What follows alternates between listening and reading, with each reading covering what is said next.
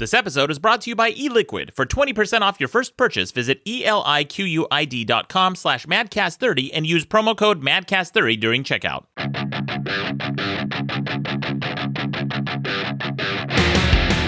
Welcome to the best debate in the universe. Every debate in the universe, from election results to Heaven's Gate cults. With over 4 million downloads, I'm your host, Maddox. With me is the Rear Admiral of Tangents, Ron Bad Guy. Thank you, Maddox. And joining us again, Dreadmere. Yeah. And special guest, Mike D. Yo, yo. Welcome back to the show. Guys, we got a great debate this week, a great show. It's good to be back. We're going to be debating this week, what is the worst city in the United States? What's the shittiest city? Because we've all got a choice and they're all different. And I think we're going to alienate at least 4 regions this episode.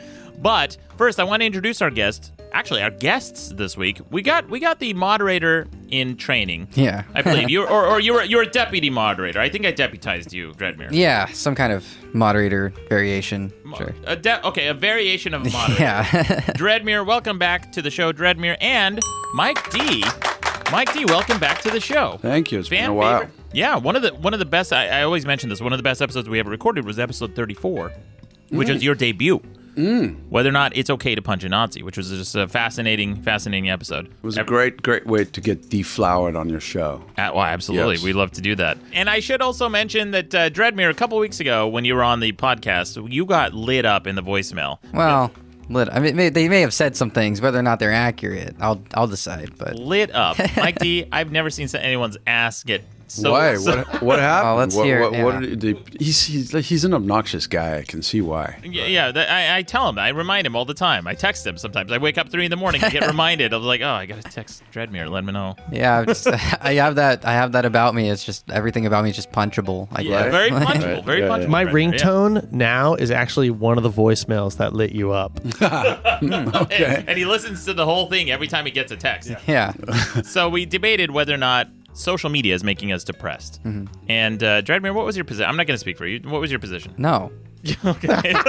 That's a very sophisticated. And the way I said it should convey exactly why it's not making us depressed. Yeah, well, but we'll get to that. We'll get to the voicemail. And by the way, guys, if you want to leave us a voicemail, the voicemail number is on the website, madcastmedia.com. Click on the best debate. It's at the bottom of every page.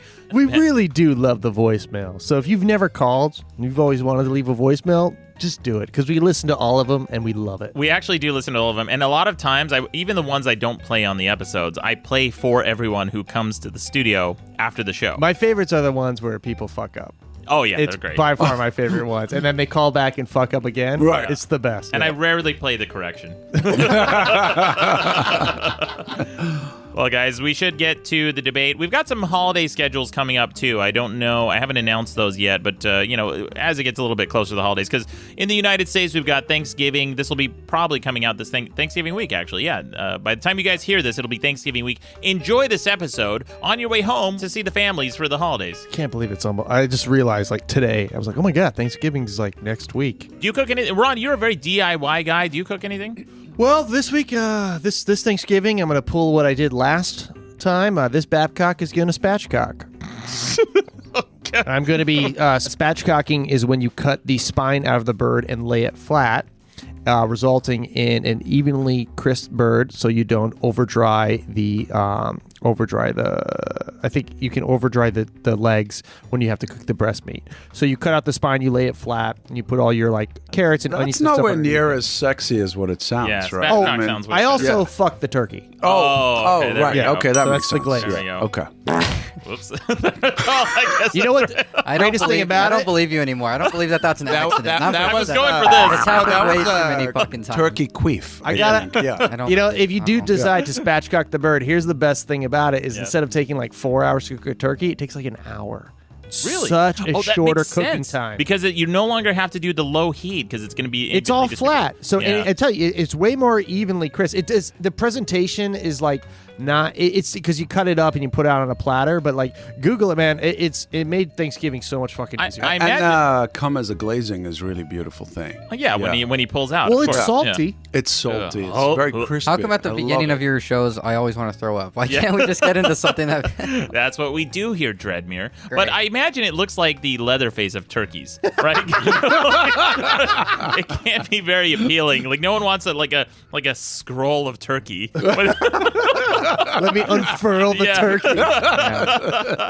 All right, guys. Well, we should get to the debate this week. Again, the buzzers. We don't have all the buzzers this week, but I got mine, so I'll be buzzing. We have 25% of the buzzers this week. 25%. So. Pretty good. It's better than 0. Yeah, literally. Maddox is the only one who has access to the buzzers this week. Yeah, we're revamping the system, but.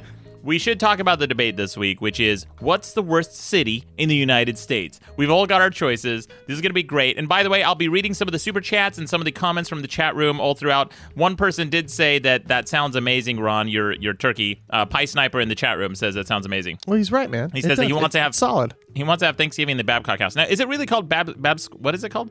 Squatching? Spatchcocking. Spatchcocking. It's not really the name of it. No, that is really... Actually, that's a thing. It's spatchcocking? Yeah, it does include the penetration, though. Yeah. Oh. Yeah. It's the reason I did it was because I was like, they're like, you could spatchcock your bird. I'm like, I don't know what that is, but I'm doing that. Sounds good. Yeah, All right. and it was. It's a All good. right. It's a good way. All right. Well, interesting. I should have asked that earlier when you brought it up. But anyway, back to the cities.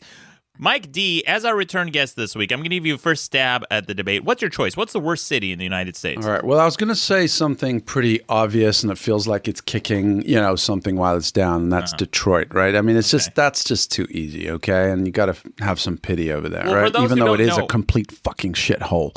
But, it's trying to, pull itself up, so you've got to have some respect for the city trying to, sort of be a phoenix rising. For being able to buy a house for $10,000. Even if it's a crack house with holes in the wall. Right. There's something about that real estate. No, so I was going to say that, but I think that's just completely unfair.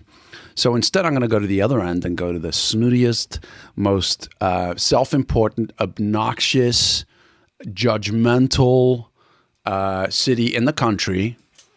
The city of San Francisco. Oh, boom, right out the gate. Jeez. Hallie, I have so much to talk about this. So why do you not like San Francisco other than all the things you just said? Those are the nice things. Those are the nice things, yeah. Those are the nice things. Yeah. Well, look, I did live there.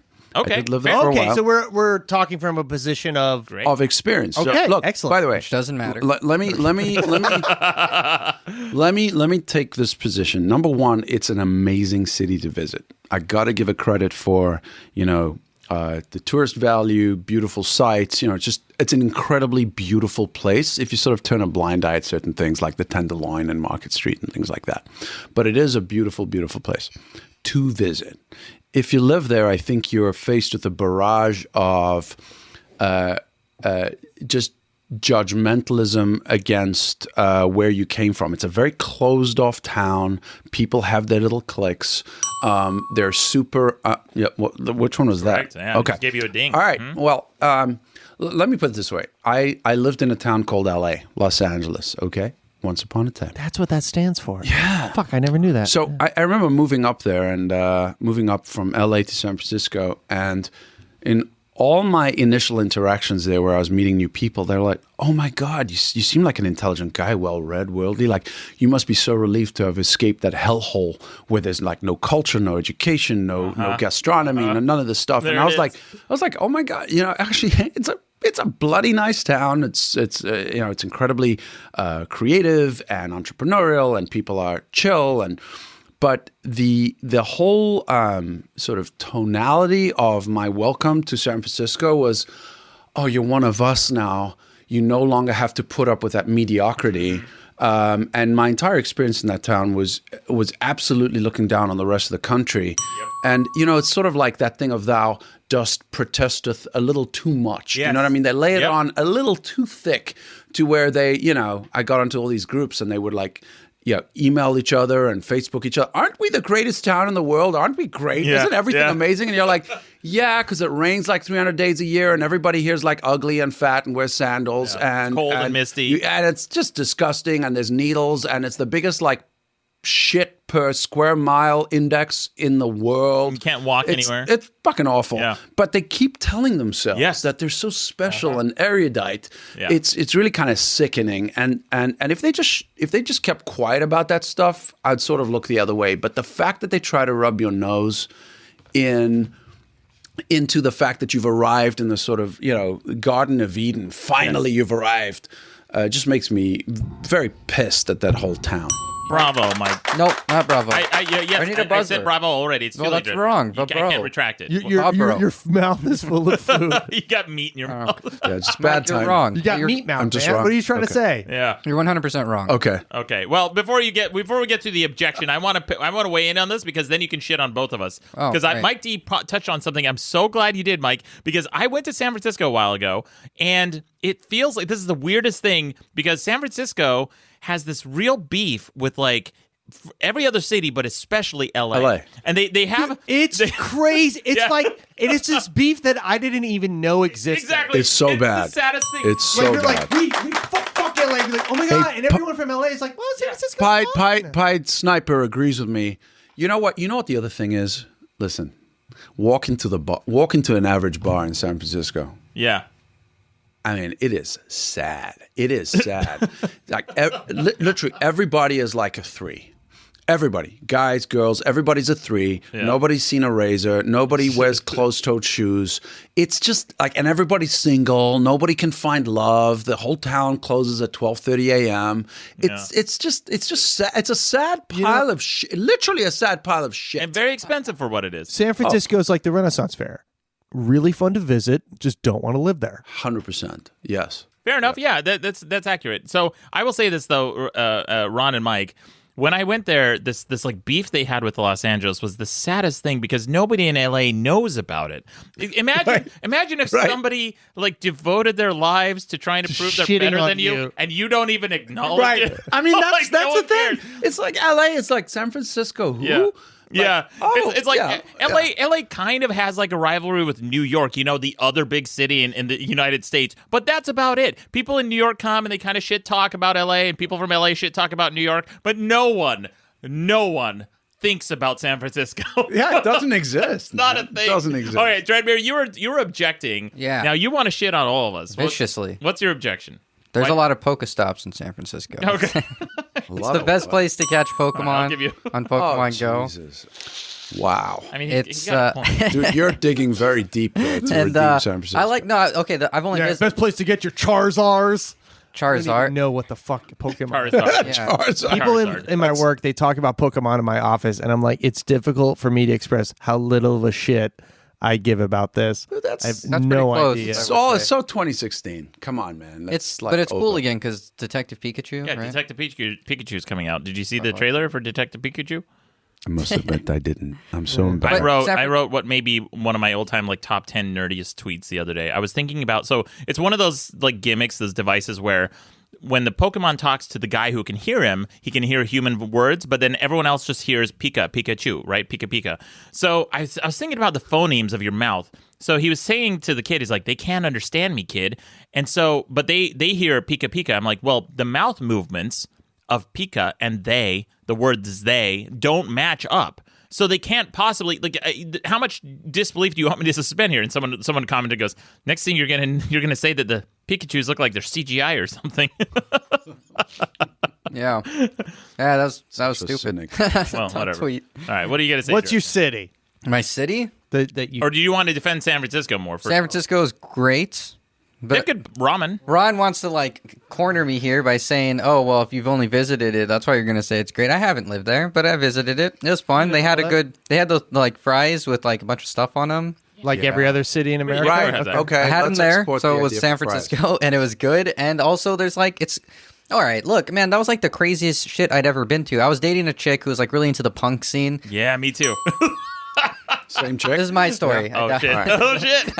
I was dating a girl who was she was like a punk. She had dreadlocks. It was awesome. She was hot. She was like an artist, and so we would sell her paintings, or whatever. So we had to go to San Francisco, but she had friends in Oakland, That's like San Francisco, right? Anyway, we pass through Oakland and then we go to San Francisco, but we're like going between places the whole time. But when we were there, I met one of her artist friends, and he was like this 60-year-old German necromancer. It's just weird. Like, have you ever spent the night with a 60-year-old German necromancer house? Have you ever been there? Yeah, I have one for a roommate. Oh, well, shit. Never, okay, fine. San Francisco's not that interesting, I guess. No, I have never have, and it does sound like San Francisco will give you a lot of what the fuck stories. Yeah.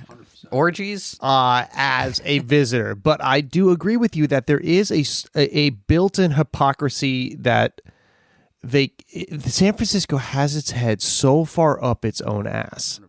And I think that they they can't joke about it. No. And they don't realize it.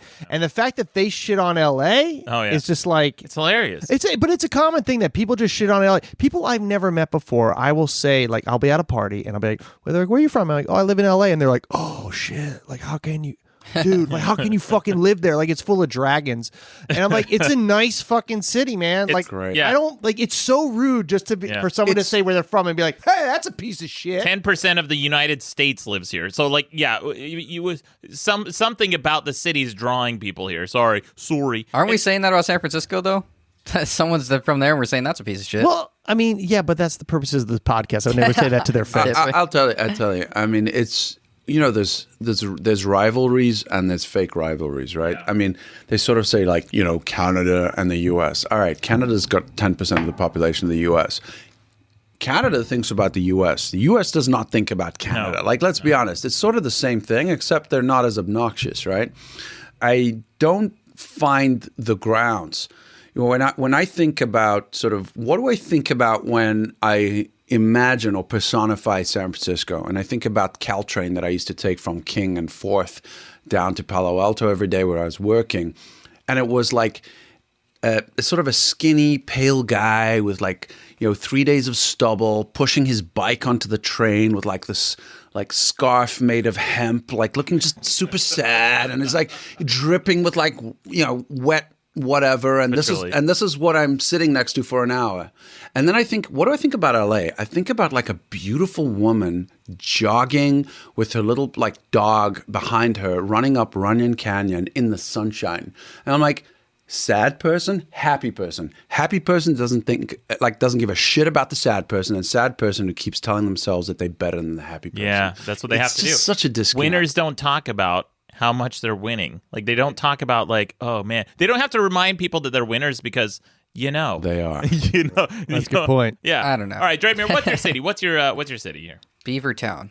Beavertown. Is that a place? Where's in Beavertown? Utah? Yeah, Beavertown, Utah. Yeah, it is. Yeah, sucks. Beaver, Utah. Yeah. Well, I got ripped off, or tried to get ripped off there. So on my expedition to sell art a couple years ago, we passed through Beavertown, Utah, and we had to get a hotel there.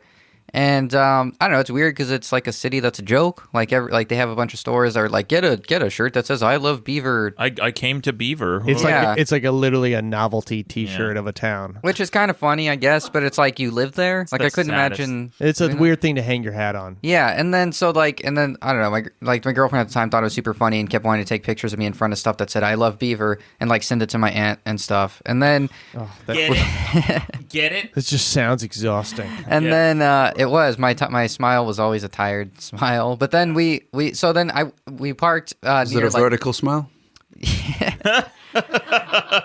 We parked near a store so she could buy something, and I was in the car. And then it was right next to a mechanic shop, and this mechanic came out and he was like, "Oh, hey buddy, you got to get those tires checked out. You're not gonna make it the next 50 miles or something like that." And so I was like, "Oh shit, that sounds bad." So I told her, and then she was like, "Yeah, this guy said our car is gonna fucking not work." So she went to the guy, and then he was like, "Yeah," he's like, "I thought it was just this tire, but it turns out they're all gonna need to fix." Oh, how convenient! $700, something like that. Oh, Jesus, $700? Yeah, fucking Beavertown. Yeah, and then Beavertown. Yeah, it's Beavertown's fault. You always get screwed in Beavertown.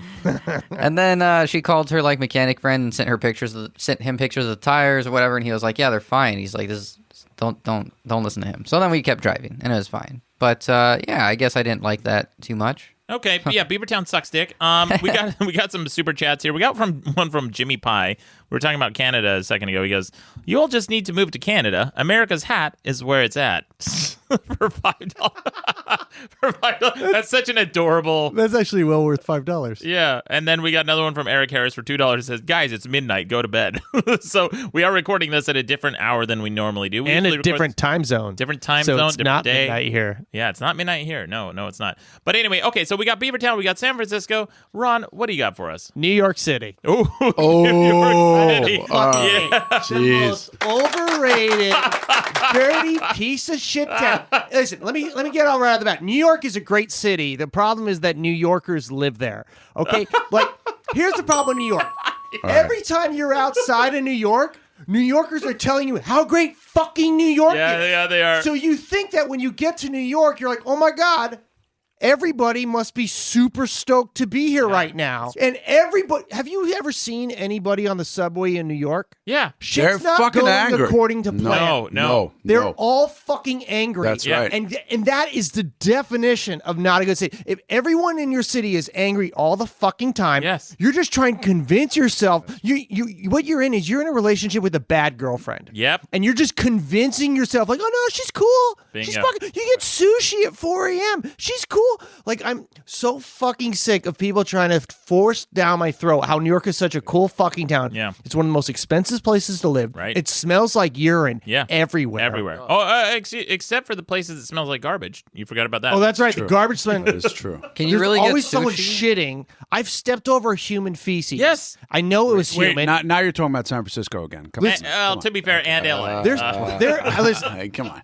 there was human in New York. You know what it is? It's like New York's the angry version of the sad That's version fucking of it, San Mike. Francisco. That is- Whoa! that San is Francisco's fucking like it. sad. New York's angry, and they both suck. There is a ton of great stuff in New York, but it's just like I wish that New Yorkers would realize that other places can exist and they're also valid. Like people were in the chat room, they're shitting on Cleveland. You know what? I'll tell you this right now. Cleveland? I have never not had one of the best weekends of my life in Cleveland. I've been to Cleveland 2 or 3 times, and I've had a great time every time. You know why? Because Cleveland, everyone's friendly. Yeah. The beer is insanely cheap. Yes. And it's just an easy town to get around. Now, I'm from Scranton, Pennsylvania, so we look up to Cleveland. Like Cleveland to us is a city that has a Well, like, you look its up shit to together. You look up to Beaver. I mean, let's be honest, right? We're I mean, above Beaver. Okay, all right? okay. We have the office. But like New York is it's one of those towns that it's like it's great to visit, and everybody loves to go off on how New York is the greatest city in the world. It's great. I'm going to live here forever until about year 5. And then at year 5, they just start to get tired. And then they have to decide, am I going to stay in New York or am I going to leave? And everybody I know from New York in the comedy scene, right? They all shit on LA. Every single one of them just They love shits it. on LA. It's their favorite thing. And then at about year 5 is when they start to think like, maybe New York is, they hit their 30s. They want life to be a little bit comfortable. Yeah. And then around year 8, they finally make the jump to LA. And then as soon as they get here, they go, Oh my God. Oh. Huh. this Yeah. is delightful. What is this? What is this weird warm radiation I'm feeling coming from the sky? I can spend $1,000 and get more than 150 square feet. Yeah. Like, and it's because it's a nice city. It's not without its problems, but it's a nice city. New York, I will grant you that the highs are higher, but the lows are lower. Yeah, And absolutely. I tell you that Los Angeles is definitely a more of a middle of the road kind of convenient town. Like the cool thing about New York is that the city comes to you. You leave your apartment and you're immediately It's right confronted. there. It's right Yeah, there. You're exactly. in it. That's You're And, in it. and nobody can make plans because life is happening and it's Yeah. happening all around you. And Yeah, there's this exactly. magic subway train that can transport you wherever you want to go. But like, don't like fuck off on it being the only city that ever mattered. yeah. I lived in New York for a little while, and then I moved straight to London, and I'm like, kiss my ass, New York, honestly. Yeah. Because London's got its own problems, but the fact London is- it's the most comparable city, Yeah. I think, culturally and size-wise to New York, and it's got New York licked. Absolutely. You It's can't have- clean. It's nice. I go over to London like once every 2 years. My sister lives there, and I love visiting London. I think it's a very friendly city for walking around, for being a Absolutely. tourist, like the amount of parks that are there. Even when it's where New cold. York feels like a fucking fight. Yeah. And the only reason you like it is because you're trying to prove to yourself that it's cool. And people, when they defend New York, pay attention to this next time. Watch how often they quote Empire State of Mind. Because all they're doing is quoting Alicia Keys. Yeah, Really? Really? Yeah. I've literally had arguments with people who are like, it's a great city because if you can make it there, you'll make it anywhere. I'm like, that's not that's right. fucking Empire State of Mind. Liza Minnelli. Yeah. You're just quoting songs now. Look, no one. And by the way, if it's a tough city to live in, like fucking go to Tijuana. That's a fucking tough city to live in too. You make it in Tijuana, I guarantee you can make it in fucking People New are York. they're always making excuses for New York. Bogota. Yeah. Like Bogota. There you go. they're like making excuses like for a shitty girlfriend. Like, yeah, she's great though, man. Like, no, you don't understand. Like, New York is like fucking like you don't understand. So there's barf. I actually made a video about this a long time ago, like kind of shitting on New York. I'm like, I just want to live in a city where I don't have to step over puddles of vomit, and it is or poo. or poo. And on the subway, I've seen so many times like people vomiting, people doing drugs, people smoking on the subway. It's almost like just a degree separation between civilization and not. Oh, it's so close to the Thunderdome. It really the is. lobby of the It really is. And what's so embarrassing is That's I like excellent. that expression. Yes. What's The so lobby embarrassing of the Thunderdome. is when America, like this is the capital of America, right? New York is the capital of America. Exactly. And it is the financial capital of the world. People from all around the world come to New York, right? Oh my God, New York. And you get like wealthy people from Saudi and Dubai and investors from Germany and all these people coming to our leaky fucking subway in Times Square. The biggest subway stop in the world, right? Times Square. And it's leaking from the ceiling. Everywhere it's And leaking. rats like this Rats. big. Yeah. This big. Rats like what would you call that? Like a Chipotle burrito. My, Like, with legs. I thought Washington D.C. was the capital. My buddy. Wow. Good. It's like how like saying Dallas. Sacramento is the capital of California. Yeah, please. My It's LA. my buddy What's Ryan. Sacramento? What's a Sacramento? Oh, that's a runner-up. That's what it is. Okay. All right. My buddy Ryan, he's my best comedy buddy. He lived in New York for years, and then one day he texted me. He's like, you know what I saw on the subway this morning? I saw one rat fighting with another rat over the dead carcass of a rat. And he's like, that's pretty much described New York. to me. Right there. He was like such a happier person when he moved back to Los Angeles. Dude, I'm telling you, it is really sad. Like in a really like deep way. You know Market Street, right? In San Francisco. Yeah. It's the Champs-Élysées of Paris. It's supposed to be Michigan Avenue of Chicago. It's supposed to be Fifth Avenue in New York. That's the equivalent that it's supposed to be. Right. And you literally do everything that you can to stay away from that fucking road because it's just it's full of poo, full of syringes, full of like bodies just like lying down the street, and then you can't drive on the damn road either. No. Because what they've done is they've carved up that road to like basically like cars have been like squeezed onto one lane because it's like you got 2 bike lanes and 7 bus lanes and like whatever, and so the cars are all fucking the street's empty except everyone's like lined up behind this one lane. The sort of progressive agenda in that town has turned it into a complete joke to where, you know, the same people who are voting for the elements of the city that are destroying the quality of life are all sitting in sort of the 20-story condos right at the top in another part of town where they don't have to deal with it, and they're leaving all the plebs to deal with sort of tripping over the homeless people. It's and just so that they can feel good. It is exactly that, Mike D. And I'll tell you why. I'll tell you how you know it's a problem. Okay, just look at the average rent in San Francisco. Like you can't even get a 1-bedroom for less than $2,400 a month. Forget it. That's I like also $3,000. I also hate whenever a city's like, hey, we're like, oh, cool, Frisco, and they're like, don't call it Frisco. Call it Frisco, man. It's like when you meet someone and they're like, We're SF. Hey, Okay. Katie. It's like when you meet someone, they're like, hey, Katie, it's nice to meet you. My name's Catherine. You're like, oh, Jesus Christ. Yeah, You Sorry. must Like, come immediately. Like you must come from San Francisco. Yeah. Right. Anytime like you have Like a city Dan or like that, Daniel, where that's yeah. your mantra, that's your Yeah. intro. It's like Right. you guys are going to be fucking. You're going to be the annoying guy at the party. I've met. I'm Michael, but I go by Mike. I've met a few Mikes who refuse to go by Mike. They are Michaels, and the first one that I met like that, guess where he came from? Wait, was it Frisco? It was Frisco, man. I'm Ronald, but I go by Claudia. I'll tell you what. That's also Frisco. I'm going to put this out there. If your average rent in your city starts at $3,000, how about this? You don't need to have any public transportation because nobody who needs to take public transportation lives in your fucking city. What is your city? Okay, Vice City. I'm here we go. excited to hear about this. This is kind of So it one hasn't been mentioned. Hasn't been mentioned. No, it's one kind of out of left field. And I have a runner up. I'll tell you my runner up, and it has something similar in common with my number one pick, St. Louis. St. Louis is shithole. It is just like the color gray embodied in a city.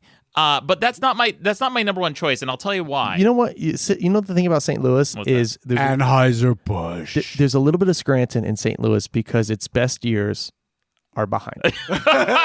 That's so When sad. you go, I went to St. Louis and you travel around and you could see buildings there. You could see the architecture. You could see the money that used to be there. Yeah. And it is like, you're like, this kind of looks cool. And then you go around St. Louis and it's a weird, like that weird casino they have downtown. Yeah. That's fucking, you know, this cool is that museum they have, City Museum, which is like a museum for adults. That place is supposed to be awesome. Wouldn't And know. the arch is just the weirdest The thing. But the arch is the only thing to see in that town. Right. They drive you there and you're like, okay. And it is functionally nothing, and it is impossible to get to. it's aesthetically nothing. It's too. aesthetically nothing. Yeah, it's like, all right, I get It's it. half a McDonald's arch. right? It's like a half a McDonald's. Yeah, so I'm gonna say so. St. Louis is my runner-up, and I'll tell you my number one pick was or is How come we didn't get a drum roll? Right? Houston. Yeah, Houston, Texas. All right. Fuck Houston. I'll tell you. I've never been to Wow. Yeah, well, let's keep it that way. I've flown through it. And I'll tell you, it's the best thing to do is fly through it or over it. But Unless there's a hurricane, in which case don't do that either. oh man, Yes. Houston it's such a weird city because I've been to many cities in Texas. I've been to Dallas. I've been to Austin. I think those are the only ones. But then I went to Plano? You didn't do Plano? I don't think I've been to Plano, Jeez. but I did. I went to all these cities on book tour, right? And Houston was by far the worst. First of all, it's impossible to get anywhere. There's the freeway on Houston is like shaped like a rectangle with rounded corners, and if you miss your exit, there's no fucking way to get off of it and then turn back around. The way the city is designed, it'll take you 45 minutes to go around that fucking loop if you miss your exit. It's insane. You might as well take the exit and go to Plano. Yeah, you might as well. You might as well just go to another town. If you miss your exit in Houston, don't stop driving. Just go to the next Just go nearest to the city, next city. anywhere. That's right. There's nothing to do in Houston. There is nothing to see in Houston. There is no culture in Houston. The only thing there is in Houston are fucking oil refineries and people driving Escalades. But what about Ford Escalades? cowboy hats? Aren't there lots of cowboy hats and women with big hair? No, just a bunch of they're a bunch of people who have zero sense of style or fashion. They're all driving Escalades. I remember I was driving. This like nice old lady picked me up. She couldn't have been more than like 5 foot nothing. And she was just like this tiny lady in this huge Escalade. This Escalade has more real estate than most New York apartments. And she's like, well, I like to feel safe. I'm like, well, yeah, apparently you and every other fucking citizen in this entire city.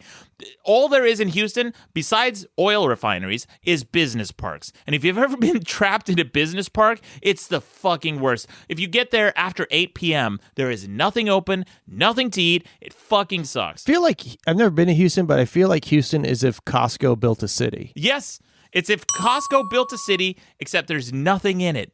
It's just like they're still waiting for the shelves to be stocked. It is a hellhole. I absolutely hate it. Now, but you gave yourself a runner-up, which I Yeah. think is unfair. 'cause Okay. What's your runner-up? Miami. Oh my God. Really? You know what? Miami is full of all like- the people I never want to talk to. Like Right. it's just like it's like go to a party that you just don't go to. And that's like all of Miami. I did a show there once. It was a weird gig. It was I had to perform this game show that they were shopping to cruise ships. So I performed for all the cruise ship directors for this weird game show, and they put me up in this hotel. And and I had to get up at 8 a.m. to do it. It's 2 a.m. I'm right by the lobby. There's pulsating house music going on. And so I got to the lobby and I'm like, hey man, can you guys turn down the music? And he just went, sorry, bro. And I was like, he was like, sorry, bro, can't stop the party. And I look over at the bar. The bar's empty. There's not one person in the bar. And I just turned back to him like, I'm staying at your hotel. There is no one in the bar. There are people in your rooms. Dude, how did this not beat out New York? That I'm sounds one terrible. of them. Because New Yorkers are fucking worse than that guy.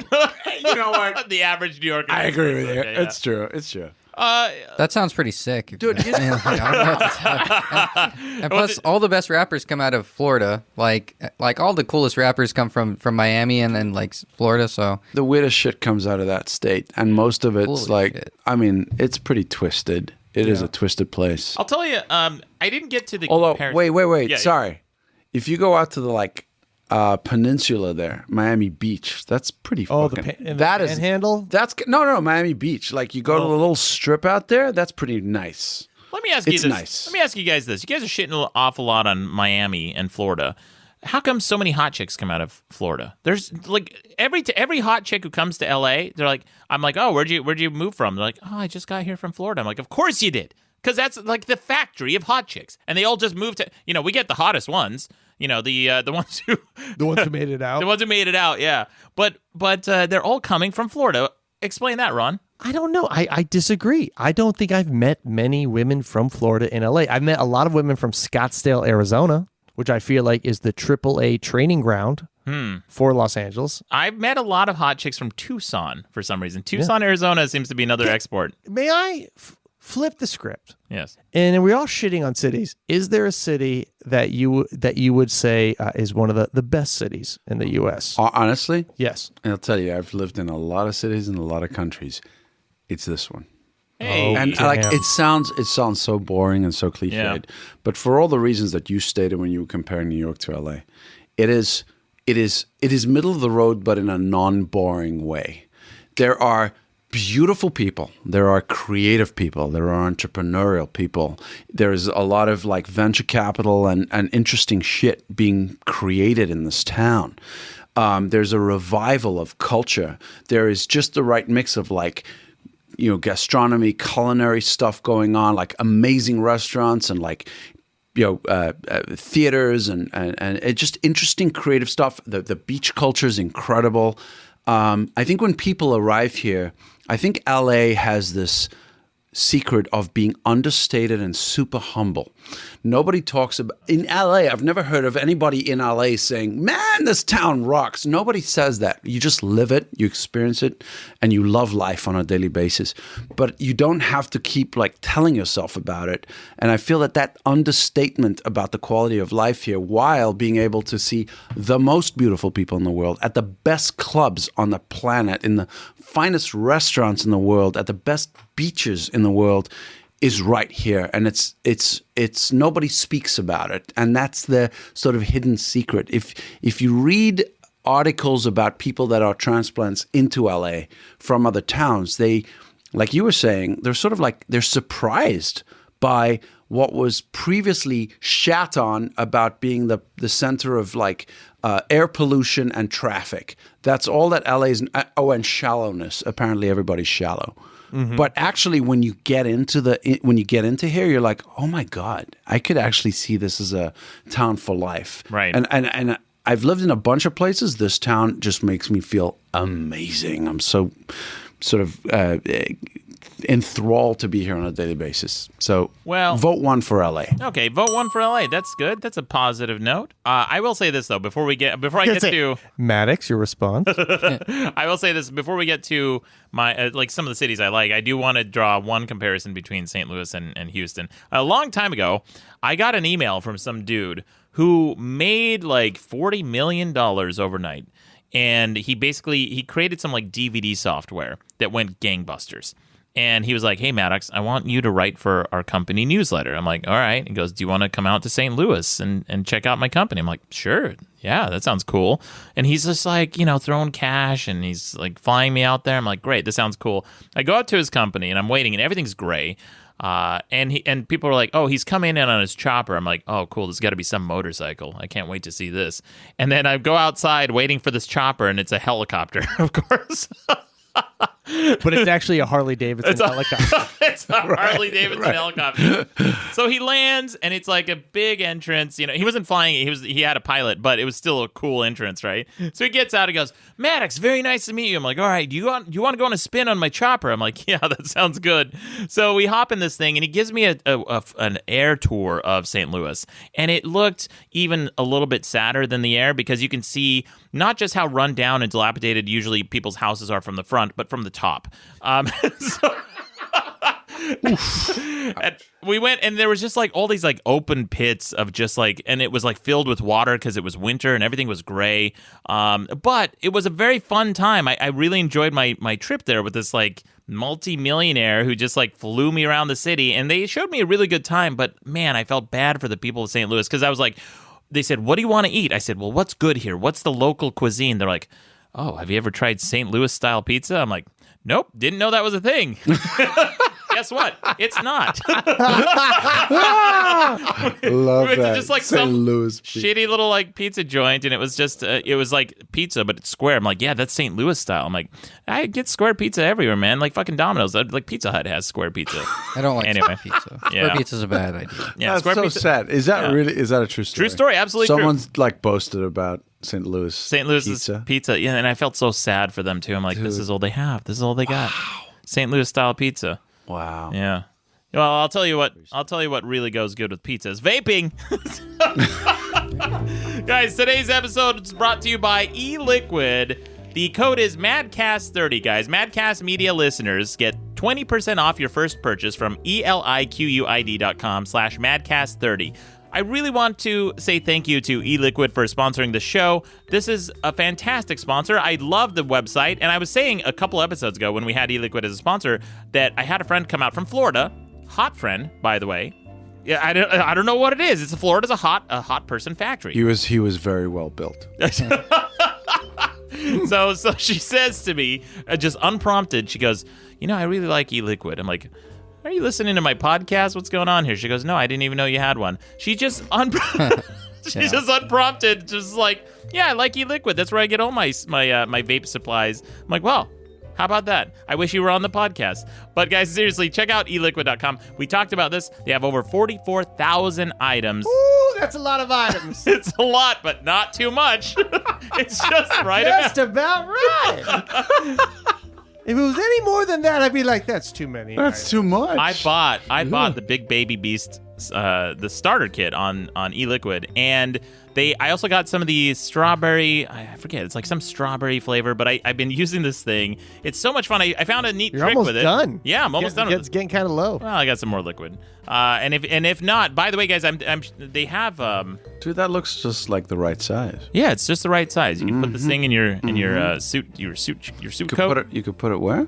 In your suit coat. Yeah. Put it in your suit coat. Impress the ladies. Okay. Mike, do you know a thing or two about impressing ladies? Oh, I try my best. Yeah. And I do like to tell the story. I've told this a few times, but with eLiquid, I went to my local accessory shop, like vape shop, and this same Big Baby Beast kit was going for $69.95 at my local shop. On eLiquid, I found it for $39.95. Damn. Yeah, and they got some really good deals on liquids too. They got some Dreadmere, you vape, right? I vape. Okay, great. And so if you wanted a good deal on your vape liquids, you go to eliquid.com. Again, that's Madcast30 for 20% off Do your they first have enough purchase. items to choose from? 44,000, Ron. Yeah. 44,000? Yeah. Sounds about right. Yeah, sounds just about right. You get that tracker. It's pretty cool. Anyway, guys, thank you again for supporting us. Thank you to What's the eliquid.com. promo code again? Madcast30. Ron, last time we did the promo too, you mentioned that we could make a gingerbread house vape. Yeah. I still haven't seen it. I would like to see that. If we have any entrepreneurs in the audience listening to the sponsor, and you can make this thing, I will buy it. I will use that, and I'll put cinnamon liquid in there too. Oh, see, That that's sounds they got good. it. Yeah. Sounds really good. Sounds really good. Anyway, guys, again, for 20% off your first purchase, visit eliquid.com/Madcast30 and use the promo code Madcast30 during checkout. Thank you again for supporting us, and thank you to eLiquid. But we should get back to the debate. I do want to talk about my favorite cities. I have two of them, and they're both in California. One is Santa Cruz, California. it's delightful. Yeah, it's a delight. It has a very small town vibe to it. It's just boring enough, but not too boring because it's also a surfer town. It's like a snoozy little surfer town. I really like that. You could probably hit every restaurant in the entire city in a month, right? They probably only have like 30, 40 restaurants, something like that. You put them on rotation. You got your snoozy little... You got tons of ice cream shops, and I don't know what it is about small towns, but they're big on chocolates and ice cream, right? Mm-hmm. But yet, mostly people there aren't fat. What do you think of that? What do you think about that, Ron? I think they're living an active lifestyle. That's right. They're surfing all the but time. they're also knowing how to enjoy life. I also like San Diego. Although somebody in the comments said Honolulu is amazing. It absolutely is. San Diego, I lived there for a couple months. It's the weirdest place I've ever been. It is pretty weird, huh? Here's why. Yeah. All right. LA is a town of people who are future oriented. They always talk about what they're going to do, what their dreams are. Right. New York and a lot of East Coast towns like Boston and Philadelphia, you form friendships based on talking about what you did in the past. Like I was here with my friend this one time. It's a very past oriented town. San Diego is the only place I've ever been to that is completely present oriented. Huh. They do not talk about their future. They do not talk about their past. They just talk about the moment right then and there. Why do you think that is? And it's the only place I've ever been where I've had trouble making friends. Dude, I've never had trouble making tough, friends. like doing stuff like San Diego. making reservations for dinner because it's like, well, that's 3 hours away. What's the point? What's the point of doing that? Plus, everybody just right? eats bomb burritos, bro. Yeah. I will say this. Beautiful city, but I've had trouble making friends there, and that is the only place. Oh wait, you're gonna attribute that to the present orientation? Yes, of the people. And I'm from the East Coast, so I build friendships through talking about stories that you've done in the past. So what do you think drives that? I think it's just like San Diego's the type of place where it's like the main question is, how little do I have to work to pay for my rent? Like it is just a place where you go to be perpetually on vacation because it is a delightful city, right? Wonderful parks. You're next to the beach. Mexico's a hop, skip, and a jump away if you want to have an adventure, But you meet people there, and they're not or a donkey show. Yeah. I will say this. It does feel like there's disparate groups of San Diego. Like you can't get the full San Diego experience in just one part of it. Because you have the bros in Santee, right? The Santee bros. These are like guys who drive brodozers. They're those like giant lift trucks, and they just go out into the desert, get piss drunk, shoot guns, and then sometimes make it back, sometimes not. They'll just. I think I'm moving. Yeah, that sounds fucking great. Brodozers. Cool. Yeah, the brodozers, and the only other place I've seen that is, ironically, San Francisco. You get the NorCal bros when they say hella a lot. Which, by the way, I picked that up when I dated a girl from San Francisco, and I picked up hella, and I use it wrong all the time. Hella. Yeah, I use it as punctuation for sentences, like, "Hey, Mike, nice shirt, hella." It's not. Drives people. It's like a semicolon. Yeah. To me. Does that bug you, Dreadmere?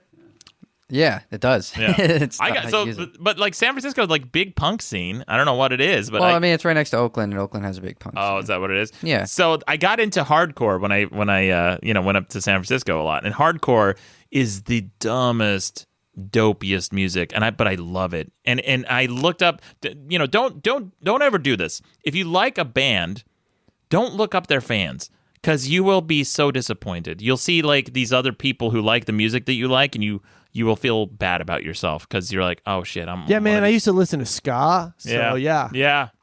This one band I listened to is called Trapped Under Ice, and I love fucking like. Do you really? Like, no, I love fucking hardcore bands and the names that they choose. Like I grew up in Scranton, and I used to go. I love ska, but all my buddies loved hardcore, so I used to go to a bunch of hardcore shows, and all the band names were like, Prophecy of Deception. One of those unseen Holocaust. Oh my god! Burial Ground. Acid Rain. And then you find out like that dude works at like the supermarket, which is like kind of takes the edge off your fucking hardcore music. Yeah. You got what's that other one? Toxic Sludge. Isn't that a real hardcore band? Is that Todd from Wegmans? Yeah, he's in Burial Ground. Fucking hardcore, man. Oh shit! It's Richard from Toxic Ass from. Yeah, it just was so intense, and you're like, oh my god, you guys all work at the Red Baron Stadium. Like, it's not. Guy LaPointe in the chat room says Trapped Under Ice fans are literally mouth breathers. That's accurate. Wow. I looked up one of these videos, and there's this other band too. It's called it's Lionheart. Lionheart is the hardcore band, and they made this song as a thank you for their fans, and the song is like pretty cool and broy and very thrashy. And I looked up the music video, and they're just like in a garage having a barbecue, and they're literally just cooking wieners and giving them to their fans. And this is the video, and their fans are just standing in line with hot dog buns waiting for hot dogs. And then they go into the garage, and they're moshing and stage diving from a height of like 5 feet. So and nobody's catching them. So they're just landing and like their faces, they're all missing teeth. Like repeatedly. Yeah. One after the other. It's like, let me not learn the lesson. Yeah, and it's just like head on concrete repeatedly. And they all look like skinheads. They're not racist. I don't think they're racist. Please don't be racist. I hope not. That's the last peg, but they all look, and the song too, when you really listen to the lyrics, it's so corny. They're just saying, thank you for being our fans. I don't think you get hardcore, Maddox. Really? Explain hardcore to me, please. You just did. That's what makes it cool. All that stuff. Yeah. That it's like very sincere. Hot dogs, and we're all friends, and we mosh, and like that's what makes it so cool. It's like if Care Bears were into thrash metal. I mean, like a lot of hardcore guys are like straight edge and like yeah. No, they tell us about it. Yeah. Have you ever met somebody straight edge who hasn't told you in the first 10 minutes that they're straight edge? I've never. Every time it's like it's their fucking lead. Yeah. It's fine, but you don't have to talk about it all the goddamn time. It's almost like, hey, I live in San Francisco. Yeah. San Francisco is the straight edge of cities. All right. Dreadmere, is there a city that you like? No, there isn't. I don't know. Like it's hard for me to differentiate from. Have you cities. been to like Hawthorne? Yeah, I mean I passed through it. It's fine. I don't know. Like how about Diamond Bar? No, I don't know what that is. I mean I like Long Beach, I guess. How about Rancho Cucamonga? Rancho Cucamonga, they got a good barbecue place over there called Lucille's. How about your Belinda? Long Beach is actually real pleasant. Right? It's fine. It smells kind of weird. Listen, dude, it's like, come on. That's a little easy on Long Beach. You drive there and it's like, cranes and a fucking, like bay. Yeah. Progress? It's shit. No, yeah, it's a there's it's a shithole with a little bit of a residential. It's gotten a lot better though. You know. Like they're adding like a lot of cool shit over there. I don't know. Like I like houses. I've lived there. Yeah, I've lived there with 2 different girls. Like I moved in with 2 different girls there at the same time. Hell yeah. Nice. Not at the same time, but both times I enjoyed being there. There's like a place called Hipster Row where they have like all these cool coffee shops and like lots of Poke stops to catch Pokemon. I don't know. It was a cool place to live. I like Long Beach. I think for city I really enjoy Sebastopol, California. What is there? It's where the yerba mate warehouse factory is. Where is that? It's right in the middle of California. You're right in the middle of like Napa Valley wine country, like in that area. And it's just like next to the ocean. We have some friends who live there. We're driving around. I was like, they got a little skate park right in the center. It was just nice. It was like one of those things like, I would like raise a family here. Yeah. It was nice and delightful. I will say this. You just reminded me 2 other places I really like. Santa Barbara. It does. Yes. It just feels like very nice. It's nice. Again, it's just nice. It's a place where you could be like, I can raise a that family Central here. California region that's like pleasant. It's very pleasant. And then the other one is Chicago. And Chicago's fucking great. Dude, Chicago's fantastic. I used to live in Chicago. Yeah. I spent 6 I used to do winters shows in in Chicago, and it's tough. Whenever I would go there, I would be like, the city is trying to kill me. It is the people there. My God, they're so aggressive about getting you fucked up. Oh, great fucking people. Great, yeah. Well, oh my God, that city was just like real, but like really intense, but in such a Midwest friendly way, like innocent, right? I would much rather go hang out in Chicago than New York. You know what? Chicago. There's no beating Chicago between like April and about October. You know, Kyle Kinane's old joke. He's a Chicago comedian, and he goes, "Hey, do you guys hear summer falls on a weekend this year?" So, yeah. No, great Chicago. There's something very special. Chicago's got a lot of like summer festivals. Every weekend has got about 3 or 4, 5 festivals in the city. So from about May through August, every weekend has got something to do in the city. Yeah, squeeze it all in. You don't get that in any other town that I've lived in. It's incredible. I mean, they try it in Utah and it sucks. But I will say this: if Chicago's winters weren't so harsh, I could live there. The winters are just brutal. Are like ungodly, and it is the only place I've ever been outside of Mexico where I genuinely felt like the cops were very corrupt. I just didn't get a good vibe from any cop I met in Chicago. Really? Yeah, I felt like I could bribe them to do just about anything. Like I thought that's normal. Really? No, I don't get that. I don't get that. In LA, I feel like if I see a cop, I'm like, wow, it's a unicorn. Oh my God, what are they doing in this neighborhood? Wow, they're responding to an actual fucking phone call for once? Holy shit. What are they doing here? Is this a mistake? Are they lost? Should I stop and see if they're okay? Should I give them GPS directions? They must be lost. What are they doing in this fucking neighborhood? They never return phone calls. But anyway, we should wrap this up here. This is the debate. What is the worst city in the United States. Vote on madcastmedia.com. Again, the choices are San Francisco, Beavertown, Beavertown, Utah, Beaver, Utah, and Ron was New York City, and mine was Houston, Texas. Start spreading the news. You know, I don't think there's ever been a song about Houston. There's like one band that goes around every country or every city in the United States and they make a song about that city. And every Doesn't city fucking rhyme with anything. Like, what does Houston rhyme with? Houston, yeah. Like, it's just a dead end. It's like a dead end. Shoestring. Houston. Poustin. Yeah. No, it just doesn't. Poustin. It doesn't work. Houston runs with Poustin. Poustin. Yeah. Hussein. Yeah. Hussein. No. Listen. So wait. Yeah. Was there a winner? Was there a winner for The Biggest Loser city? Do we agree on what the worst city is? I would either give it to New York or San Francisco, but we're going to find out next week on the next episode when you guys vote at madcastmedia.com. But speaking of winners, we should talk about the results from last week's debate, which is what's the best way to fix politics. This was our big political episode. We generally don't, get into politics too much on the show. Like every now and then. Why not? We could. Well, you're famously apolitical, right, Maddox, or something like that? Then is that what you said? I'm unaffiliated. I'm right, politically you're unaffiliated. nothing. Yeah. So I feel like I annoy everybody because people are like, "Oh, you fucking fence sitter," but that's not what somebody who's unaffiliated is. It's you have strong opinions on both sides of the issue, but they kind of cancel each other out when you add them up. Like it's a big category. Scale. Apolitical. That's a huge category. Yeah. So. Well, lately I've been doing some political shit posting on Twitter. It's pretty fun. Left or right? Mostly, I think it's mostly left lately. Apolitical shit posting. Well, it's because that I like guy. the way you pretend you're on the fence. It's very cute. I can't with Very Trump. cute. I really, really hate Trump. But What's wrong with Trump? That guy. What the fuck, man? That guy. I did say something. Great again. Yeah. What's wrong with did- making something great again? I did notice something good that he passed some legislation I actually agreed with recently, which is the right to try legislation, which is he's trying to reduce the amount of regulations that pharmaceutical companies have. So if somebody wants to try an experimental drug, I'm like, that makes sense. That is right. If you've got a terminal disease, and you want to put your hand up to say, hey, listen, I'm dying anyway, I might as well take a chance at something. Yeah. The fact that a law can get in your way and you got nothing to lose is obscene. Yeah. So I thought that is a good thing. Yeah, I thought that was a great thing. I was like, Yes. that's finally a thing I actually agree with Trump like wholeheartedly. And then the next day he shat on like California for burning to death. But Like, you know what? It doesn't take away from the good that he said. and it Kinda is does, though. California's fault for burning to death. It is.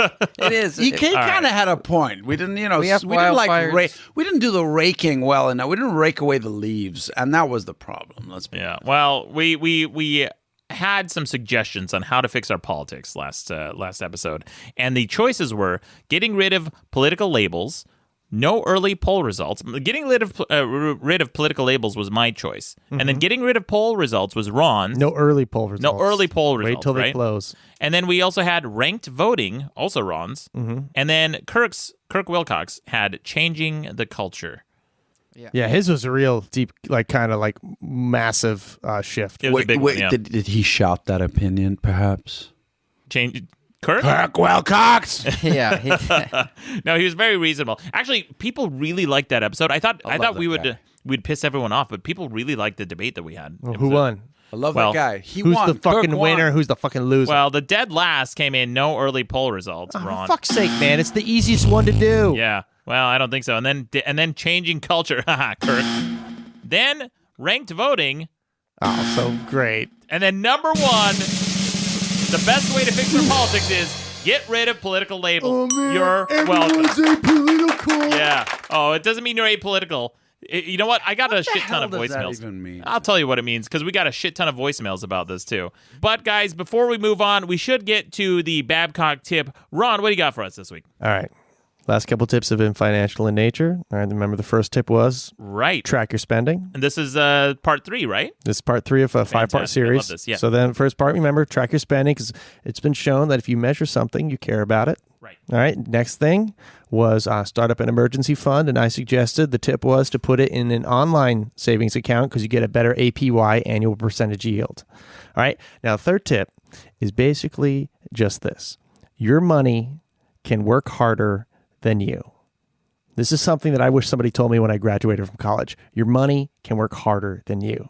All right? You can only work so much every day, but you can put your money that you're earning right now to work. Now, what do I mean? I mean in investments. You can invest in like tons of different stuff. Real estate. Taylor, if he was here, would be screaming about Bitcoin. You do precious metals.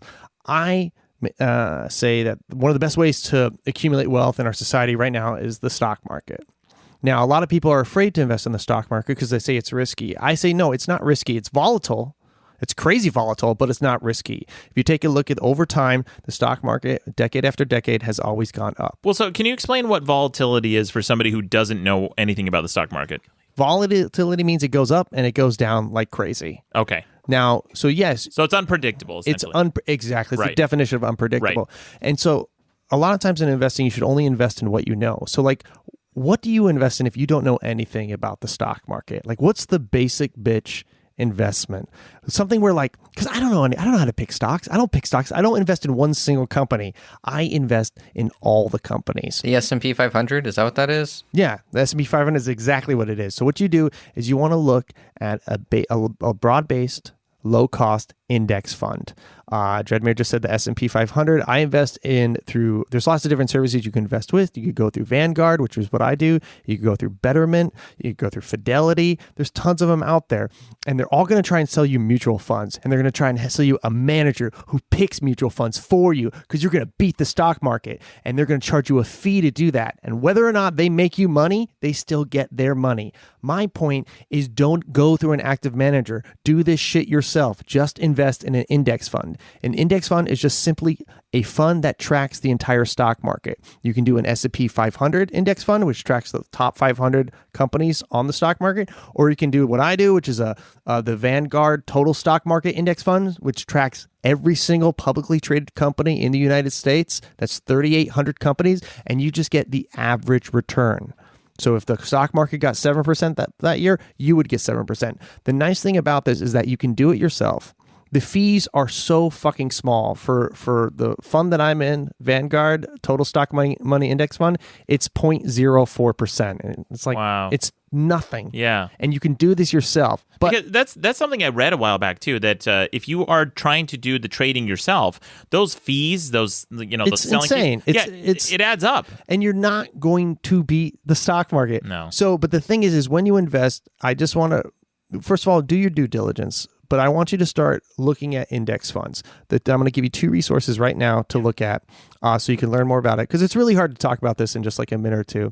I want you to go download a podcast by Freakonomics. The title of the podcast is The Stupidest Thing You Can Do With Your Money. And it will basically explain to you what an index fund is, where it came from.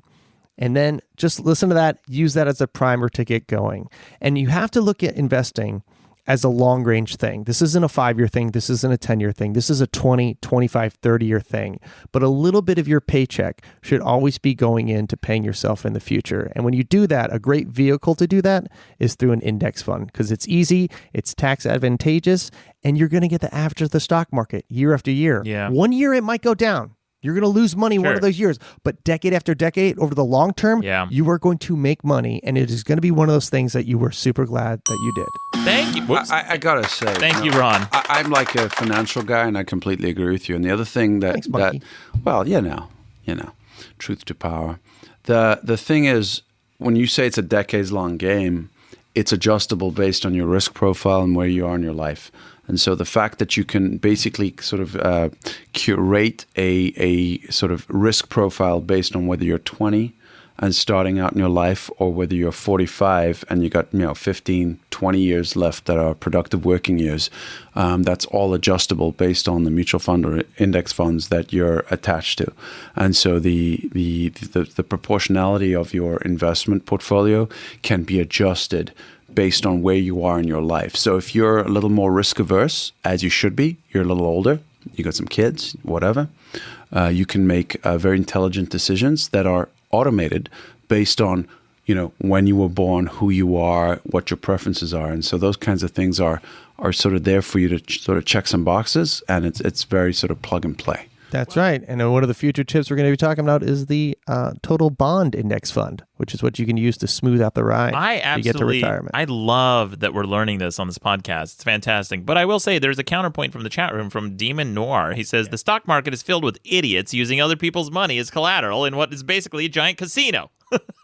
I wouldn't put my money in that garbage bin. And that is... It depends on what you invest in. It is one of the most complex financial instruments, and there are lots of people out there looking to take advantage of you, and they will. That is why I like the simplicity of an index fund. I do think whatever you think it is a great way to accumulate wealth. I love this tip. I love this. Thank you, Ron. This part 3. We got part 4 coming next episode. Yeah, and definitely, but really, if you're really interested in this shit, like, all I can say is this: a lot of people kind of just be like, yeah, well, I don't know about the stock market, so fuck it. Yeah.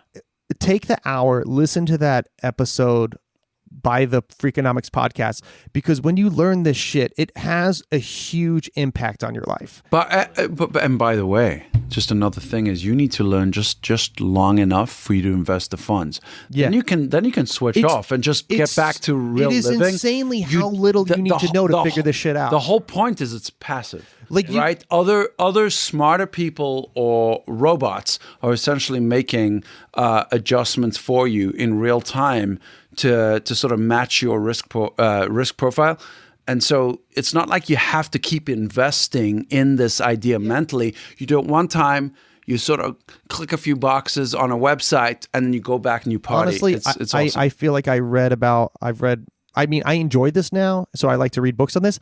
I feel like, honestly, the average person needs to read like 1 or 2 books and listen to a couple podcasts and like watch a couple like online tutorials, and then just automate everything, and you're good to go for the rest of your life. That's it. And it will have a massive impact on your life. But it's but a lot of people are afraid to get started. Yeah. Yeah, but, Ron, you put I agree with everything you said. That's a very reasonable and like simple way to expand your wealth. I do it the more fun way, where I invest in like calls and buy 100 stocks at like December 12th and then see if it goes up, and then sometimes I make $5,000. That's what I like to do. But your way is also a safe way. I love that. I am definitely the slow and steady wins the race. Yeah, I'm not with that so much, but that is the smarter thing to do. I like buying the calls and seeing what happens. What's buying a call? You buy 100 stocks, and basically by the next month, and if it goes up, then all those stocks that you have have all elevated in price. So now you've suddenly made that much times 100. Oh, you're literally just buying individual. But if they don't go up, then you make nothing. Yeah, you're essentially able to buy a stock that goes up in price for the price that it is worth today. Right. So you're betting on the upward movement, and you put down and you say, look, I'll pay $5 for a thing that I bet's going to go to 7, and then when it goes to 7, you go, here's your 5. But you know what I do is I only invest in things that I know, and I know index funds, because that is the basic bitch of the financial industry. That shit I don't know, but I can already tell you now, like, I'm always going to be the slow and steady guy who wins the race. Yeah, I want to be the day trader, Mike. What's his name? Wolf of Wall Street? Wolf of Wall Street. That's me. Yeah, that's the guy. Did you see the end of that movie? That's not important. I want to ride the ride. Hell yeah, All right. dude. Hell yeah. Yeah. All right. Well, thank you, Ron. Great tip. But we've got some voicemail. I saved these from last episode, Dreadmere, because people lit you up, and I got some voicemails here. All right. Here's the first one. This guy, I wanted you to be able to respond in person. So Cool. Yeah, let's hear it. All right, here you go. Oh my fucking god, Dreadmere, you're such a fucking idiot. I'm sorry, dude, but all your arguments are based around, oh, I've got my shit figured out. Oh, you know what? I can just ignore it. Why can't you? Some people are young. Some people don't have their shit figured out yet. All right, some people might be going through bad times. They might not be thinking. Maybe for you can just ignore it. Okay, maybe it's not a problem for you, but for other people it is. So, like, social media certainly has effects on people. You can't just say, "Oh, but that's their fault." It's not. All right, everybody's mental health is different, and you're arguing based on perfection. Not everybody's perfect, so. Oh my god, Dreadmere, I'm sorry, dude. You're probably a great guy, but this argument is so fucking shitty. I can't deal with you, man.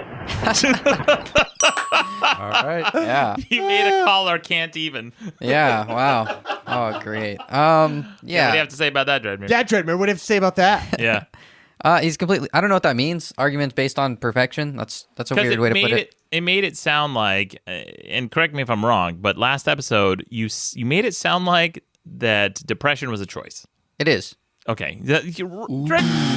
Dreadmere, I'm gonna take such a big dump. Another one. Oh, I should have been here. Yeah. Wait, can I respond to this guy's stupid answer Go ahead, before I yes. respond to your stupid answer? Oh, okay. Yeah, look, Come on. first of all, he's trying to make if the implication is that I have my shit figured out and that I'm not young by saying that you have a choice, that's the wrong thing that you're understanding, inferring from that statement. What I'm saying is we all have a choice. When you consume any type of media, you have a choice whether or not to continue consuming it if it makes you unhappy or do something else. He's trying to make it sound like that you don't have a choice. Like this is being fed to you without your consent. It's not. You can choose to not be on Instagram if it's making you unhappy. Yeah, it's such bullshit. I'll tell you what, dude. It's like, oh, if the internet's making you feel sad, why don't you get off the internet? You can't. Yes, but say that in a smart voice because that's true. Like, why would you say that in your dumb voice? It's fucking not. It's not. It's just not optional. Get off the planet, Yeah. man. Oh, if you don't want to be harassed on your phone, stop having a cell phone. Right. If you don't want to be punched in the face, don't have a face. Dude, that's brilliant. The difference, Oh my God. Maddox, the difference is that I do not choose to have a face. You have a face, all right? Yeah. You have a punchable face. But for a phone, you don't have to have a phone. Oh, yes, you fucking do. No, you yes, don't. you fucking do. And I'll tell you why. This is like people come down on this like these Obama phone things. Like, oh, they're giving cell phones to homeless people. How the fuck? Why don't they get jobs? Well, guess what, shithead? How do you get a fucking job if they can't call you back to tell you to come in? You don't. That's the reason. Yes. That is not the reason, Yes, Maddox. that's the reason. Oh, you man. can't get a job without a phone. You can't get a job without an address. You need this shit. A phone Yes. is a product created by another person that you have to pay for because they put their own resources into creating that product in the Yes. first place. Okay. It's not something you're entitled to. Right. You're not entitled to be happy every Right. time you That. utilize Agreed. that phone. We all If agree you with want a that. job, you can get a job being a stripper and you don't need a phone. Really, a homeless person's gonna get a job being a stripper. Why don't you get a job selling phones? Why do we start why do we Then you could buy one of them. why do we start I'm just over here fixing problems. Wait, do we have to become strippers? Is that what you're telling us? if you want to fix your life, you have to become a stripper. But I don't know why everybody starts in the context of, well, if you're homeless, how are you going to... First of all, you should try to avoid being homeless in the first place. Oh, yeah, because homeless people are just like tripping over themselves to be You know what? I'm with him. dirty. All right. dirty and You have some squalor. fucking hand in your own life. You know, You it's do, not you're you like do. a fucking victim to circumstances. Well, all You're right? not a there- victim. there- of circumstances. There are, whatever. there are all Yeah. types. There are all types. I will agree with that. But like the thing is about the internet, you can't avoid this shit, especially if your job revolves around social media. How do you stay off social media? You can't get a job in social media if you don't have social media. You have to. You can be a longshoreman. You can. Component. Yeah, you could be a longshore. Great. But Dreadmere, it's not. You're not everyone is cut out to do that shit. You can't get any job That's not. you want. It's not social media or longshoreman. You could be a cashier. You could be a You could work at a Hey, diner. there you go. There's Be a cashier. there's tons But of. if you're a cashier, then you're used to work on the Cosby Show, and then you get like awesome calls to get back to Hollywood. You guys know what the fuck I'm talking about, No, I right? have no idea. Trader Joe's. You guys don't know the guy that was all of these things, okay. all of these things are all these businesses, all of these environments, the lights, the structure, the cash registers, everything that you're using was created and paid for by somebody else to make your job easier, to make it accessible to people who don't have skills in the first place. And you want to tell me that you're entitled to any of that? That is ridiculous. You should be happy that your job has lights. You should be happy that you work in a place that's air conditioned. You should be happy that you are able to work in any job at all if they choose to accept you. You want to utilize your skills, whatever they are. You are not entitled to have any skills that you don't have. Well, Sounds like Dreadmere is just practicing a little bit of gratitude. yeah. No, not gratitude. It's the Why do- reality. why do of You just said you should be thankful for. You should be happy about it, but it's the reality of our context. Our context is that we live in a society where a lot of these things have been carved out before we're old enough to work in the first place. But going into working in that situation, that doesn't mean that you're suddenly entitled to more. You're entitled to. You're not entitled to any of that. You work there if they choose to accept you, and you have the skills available. That's exactly right. That's That's fine. maybe an objectivist opinion. That's I a would word agree- that I've never used on this show. I would agree with that. But listen, let's hear this next caller. Maybe he just. Oh my God! Look at Keck. Dreadmere is channeling that objectivism. Pickleball. Yeah, you got great. called. Yeah. Hey, we got Wait, Taylor. I don't. Nikolai. Before you play Yeah. that, I just want to make very clear that me and Taylor Nikolai don't have anything in common as far as pickleball or anything else. I don't know. I don't think Taylor would share any of these opinions. Well, we'll see. Maybe this next caller is Taylor. We'll see. Listen to this. Dreadmere, your argument's kind of stupid because every one of your friends wants to show off to everybody else that they're having such a great life. And when you go on social media and you're kind of having like not so great situation going on, and you see that really puts you down. And as somebody who's experienced depression and has had social media factor in that, like, that's a super serious thing. And it's not as simple as, oh, just don't go on social media because it's making you sad. It's not that simple. So, yeah, Dreadmere, I understand that you're just trying to defend your point, but at the same time, you're missing a huge factor of it. And, yeah, that's just my thoughts. Very sincere criticisms. It was very sincere. Everybody feels really bad about being contrarian or arguing with my points. Don't feel bad. All right, I'm not afraid of these arguments. I don't feel bad. And they're also wrong. Yeah, I don't feel because here's the thing. I know that you said earlier, depression, whatever. It's not. Is it a real thing? It's not. Okay. All right. There may here, be, guys. There may be you may be more inclined to feel certain ways. You may be more inclined to addiction. That's fine. I understand that some of these things may come easier to people and they have a harder time like dealing with it, dealing with being happy, dealing with addiction. But your emotions are a reflection of reality. You feel happy or you feel sad or you feel angry based on what your situation is. If you feel it's skewed or it's incongruent, that is because of that, possibly a chemical imbalance, but that means you have more work to do in that situation.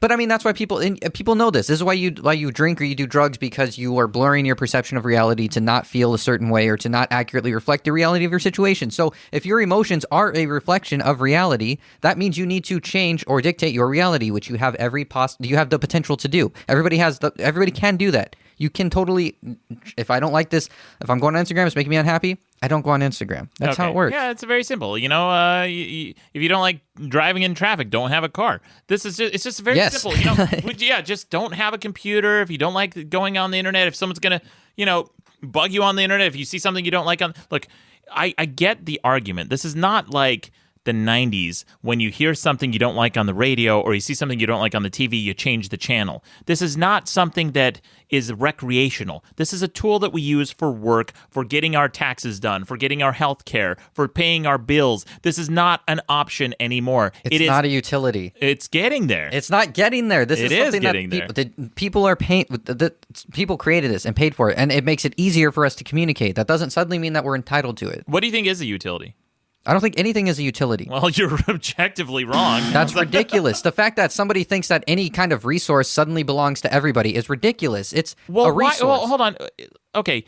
Do you believe in the concept? And Mike, I'll open this up to you too. Do you believe in the concept of public property? No. I'm with this guy. Okay. No, so you think that I do not believe in that. I know where he's coming from, and I actually subscribe to the concept very strongly. Yeah. I think that there are some limits to the applications to the real world. I do think that we've been cornered in a way through practicality. I don't think you can avoid certain avenues of communication or work or transportation or interaction with other people because they've been foisted upon people. So the ability to opt out of certain interactions has become more and more difficult over time. I think it's become sort of an ante into participating in society, and that's so the theory of being able to opt out still exists, and I agree with you, and it does in a corner case.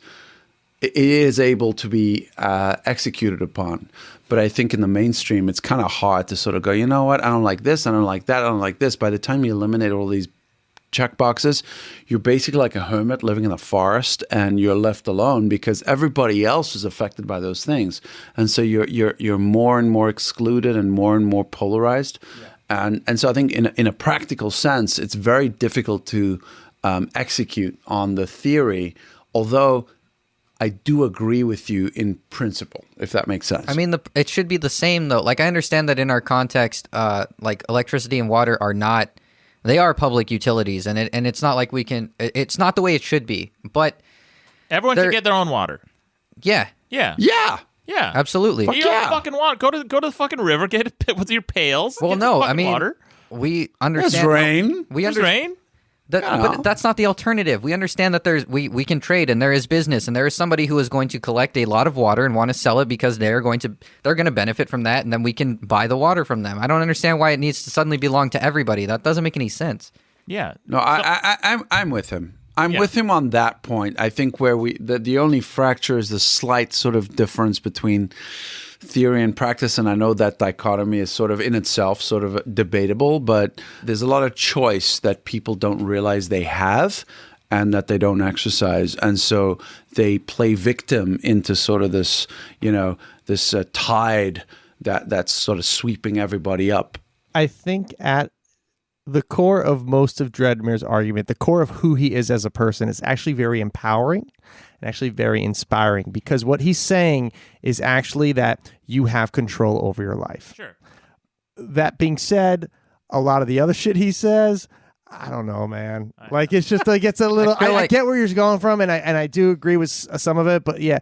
But some of the other stuff, but then it's just differences of opinion. You're getting it's not opinion though. These are the right answers. No, like, this is something that came up. No, I mean it's true. Like you're getting tied up in a lot of the details and the practicalities of it. Like if it comes to law, and the details and the practicalities. But you're talking about these are minuscule things. Well, Taylor says Dreadmere said depression isn't real and we should all buy water. Taylor in the chat room. Well, Taylor gets it. Guys, this is. I don't want to gloss over this point. If you guys paid attention and listened very closely in this episode, Dreadmere solved depression. Just choose not to be depressed. You fucking idiot. Psychology has been largely bastardized by philosophy. Psychology has largely been bastardized by philosophy since it's young. That sounds like a philosophy. What you just said.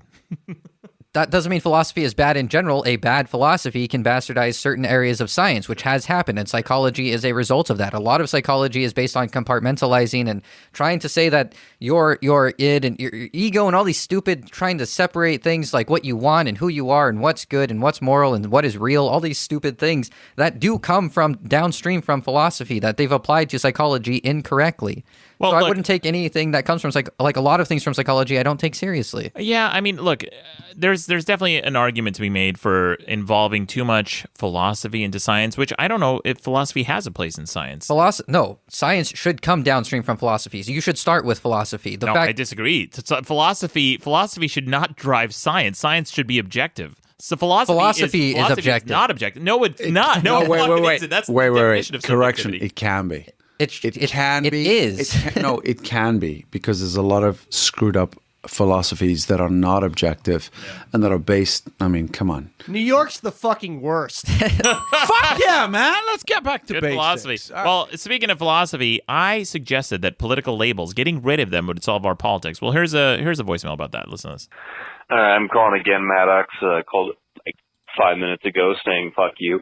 But I wanted to comment on last week's debate for real, because I remember you actually had the best idea of getting rid of labels to fix politics, and I think that you're 100% right on that. If you get rid of labels, you get rid of people's internal just biases towards each other. Anyway, yeah, good idea, Maddox, but fuck you still. But also love you. All right, bye. Aww, I don't know if I should do one of these or one of these or one of... Douchebag of the week. Yeah. That's how you respond to affection. I mean, it's mixed. It's a little backhand, but I agree with that guy that he agreed with me. And there's another voicemail about that. Listen to this. Hey, Maddox, I wanted to commend you on your point about eliminating parties entirely, like taking that away, making it illegal to have a political party, because wasn't that George Washington's whole idea in the first place, was to not have a political party system at all? And then as soon as he was gone, that's like the first thing we did was like, oh, let's have some parties now. And now, what do you know? Today's election day, and all I've been seeing on my social media feeds for the past 2 days was like, hey, don't forget to vote blue, or don't forget to vote red. Now, everyone is so fucking stupid that we're treating each other like preschoolers and literally telling each other to vote for a color. Research a candidate and maybe make a goddamn decision based on what your favorite color is. Good job, Maddox. Once again, making a great point. Also, fucking up. Yeah, so the founder of this nation, one of the founding fathers, believed in this philosophy of not having parties because once we do, we just treat it What's like a wrong team. with having a party, man? I Because think parties are great, man. I like the party. Fuck you, man. Sounds Shit, like you sounds asshole. like Mike D wants to work in a Miami hotel, huh? I think you're missing the point. And this is kind of what I was talking about earlier. Like, politics should be downstream from culture and should be downstream from philosophy. So I agree with that. I agree yeah. with that. Politics, No, absolutely. you Why argued do you- against No, that he 5 said seconds science. ago. He said science why should be would downstream science from be philosophy. separate? Why would science be separate? Because science is on top. Science is objective. Science has to be, and You know what? Not, you not know open what? to He's interpretation. ironically right because he's saying existence exists. Yes. He's saying the science. primacy of existence. He's actually I mean, on point in an ironic way that he doesn't even get. well, yeah, he doesn't. Which is amazing. You're right. He's right for the wrong reasons. You're right which that he is doesn't get it, incredible. but that's why it's an issue. Is because you don't start with science. You start with philosophy, and if No, you say I don't. have to. You have to start with science is observation and measurement. That's not Excuse me. That's not subjective. That is objective. what do you observe and what are you measuring? You're measuring things you observe. Things that exist. Yes. We talked And about. existence exists, A which is philosophy. Wait, Yeah, great. So that's where you start. You are we start. talking about measuring dicks or? No, we're not talking about measuring dicks. Rob. Always. Hello. I'm We're not talking about quantum physics. I'm talking about. If existence exists, then you can start to observe, and then you can start to measure. You know what, Dreadmere? You this is what drives me nuts because I've had this argument with Rucka a billion times, and in no science book, not a biology book, I don't not care a about chemistry your books. book, not a physics book, not a single science book starts with that phrase because it's not Which phrase? That that existence exists. A. A is A. That's a philosophical thing. You're getting to philosophy, and that whether or not you observe that fact, which is a fact, I agree, it's a fact. But whether or not you observe it makes zero difference on science, on the entire body of science. But Mike D just explained that there are a lot of wrong philosophies that would be contrary to that. That would say, well, maybe existence doesn't exist. Maybe Neil deGrasse fucking Tyson, who's an idiot, always talks about these stupid things about, well, we don't know what dark matter is, Racist. and we shouldn't call it dark matter because it could be parallel Racist. universes. It could be anything. It's matter. It exists. I don't care what he thinks. It exists. We don't know what it is, but we know that we can identify it. We may not be able to identify it yet, but we will be able to. And to suggest that it could be something else, it could be interdimensional, it could be spiritual, is ridiculous because that has never existed. Do you It think doesn't he- exist. Do you think he measures his dick? Dude, Neil deGrasse. that's racist. Right there, okay?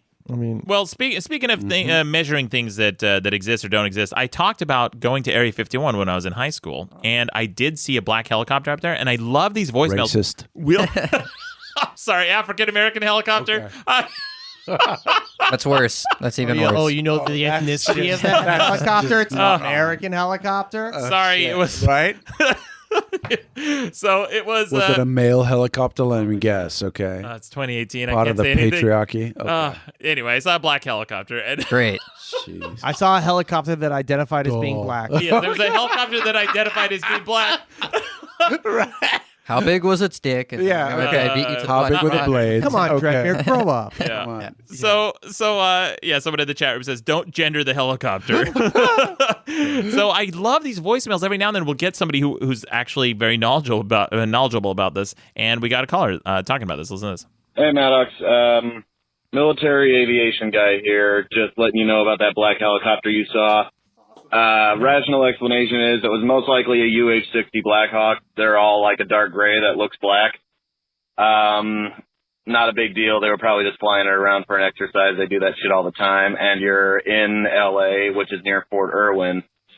So that green light you saw, that's just a position light, which is always kind of near the right side of any aircraft. Those are federally mandated by the FAA. So Okay. no conspiracy there. Rational explanation pulled through again. Well- Fucking Nazi. Yeah. Okay. Shithead. I wasn't. love that. Remember? Yeah. It's still. All right. It's Oh, still that's awesome. Yeah. That's Mike great. D's episode. That's where that catchphrase came from. Mike D's Yeah. episode. But this was at Area 51. This was not in L.A. and this was not a green light on the side of like one of the wings or fins of the helicopter. This was under the helicopter. I saw a green light, and it was a black helicopter. It was over the military base in Area 51. It was not a normal helicopter you see flying around like pedestrian areas or urban areas. Any place like that. But the rest of it was interesting. I think it was a helicopter born in the wrong body. Transracial, that's a thing now. You know. All right. Anyway, that's another debate. We'll talk about that. All right. Now it's time to get some quick news headlines from around the web. Britain's biggest speed camera can catch drivers using their cell phones from 1,000 meters away. Holy shit. What do you guys think of this? How far away is that? About as long as your penis. Dang. No, that's what's that? That's a kilometer, right? What that, Yes. Yeah, so I come from a metric world. That's Yeah. exactly a kilometer. That's exactly a kilometer. So that's Or a kilometer. Yeah, that's like the 2/3 of a mile, isn't it? Something like that. Roughly, yes. Yeah, roughly Yes, 2/3 of a about mile. right. So Yeah. 2/3 of a mile out, they can see you. That's like like 5-6 city blocks. they Dude, can that see you. doesn't surprise me. If you go to England, they have absolute blanket coverage of cameras and invasion of privacy like no other place on the planet. For real. Yeah. I was For watching real. The Bodyguard on Netflix. Like and the they Whitney just, Houston. No, thing? not the Okay. Whitney Houston thing. But I Jeez. totally thought it was the same thing. Oh my No, it's a new series. It's actually awesome. It has the dude King Rob from Game of Thrones in it, and the whole story is like, oh, we're looking to get that up on CCTV. I had no idea that London has so many goddamn Dude, I cameras. swear to yeah. God, there is Like everywhere. there is not 1 square meter that's also in the metric system. Just for your help. There's not one place in London that you can step that is not like 17 cameras pointed at you, sort of getting you in 3D and some. And yet, with all those cameras, I remember one time I had to piss so bad. The bars were closing, everything was closing. I was on the tube. That was on camera. Don't worry about Oh, it. I'm sure it was because I peed right underneath one. I'm like, I even flipped off the camera. I said, well, what the fuck am I supposed to do? There's no public Dude, restrooms. we have footage of that. You were just in a bar. No, but they closed. It was like last call. Everything was closing. There was no place. It was like 11 p.m. It was like the old days where everybody would like ram into a bar at like 10:55 and chug like 3 pints before the bars used to close at 11 p.m.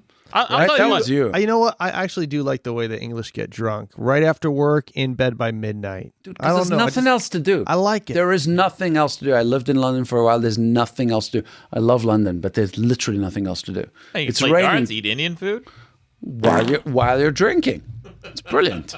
Yeah. Well, they got these new cameras there. The massive speed trap is being called the Long Ranger and has been unveiled by police in Gloucester. How do you pronounce that? Unveiled? Was that a Unveiled. word? Yeah, Okay. unveiled. Unveiled. Sorry, Gloucester. Is it Gloucester? Gloucester. Gloucester. Gloucester. While Gloucester, actually. Gloucester. Forget Gloucester. it. Gloucester. While I'm normal sorry. speed guns only detect how fast cars are moving, this new camera can produce clear video footage and photographs of drivers in their cars. At peak times, it carries an estimated 35,000 vehicles and has become an accident hotspot. Officers will use the long-distance camera and automatic number plate recognition, ANPR, to check what vehicles are on the road and how they are being driven. Police say the main aim is to educate people about how to drive more safely and prevent fatal accidents. Some drivers will be given advice about their driving, while others who have committed offenses will be prosecuted. I like the advice about the driving. Like, what's that going to look like? Hey, you're driving a little shitty. Hey, buddy, want to pump the brakes a little bit? Yeah. Or maybe don't pump the brakes so much. Oh, man, I was in a fucking lift the other day. This guy was riding his brakes the entire time. Like, does your foot ever fucking leave the brakes? Has his gas pedals probably... I'm always amazed at how bad Uber drivers are. Now, I've had some drivers that were fantastic, Yes. but I just took an Uber driver home from a concert the other night, and you ever just go into one and the guy's like already talking just at you mid-sentence. the whole time. Switch Like, to couldn't lift, get it. man. He's like, because you know me, man. You know me. I'm like, I don't know you. I don't know you at all. It was so intense. Yeah. It was so fucking intense. I had a guy really, really pushing a Mediterranean restaurant on me because he kept looking at me. He's like, "What are you, bro?"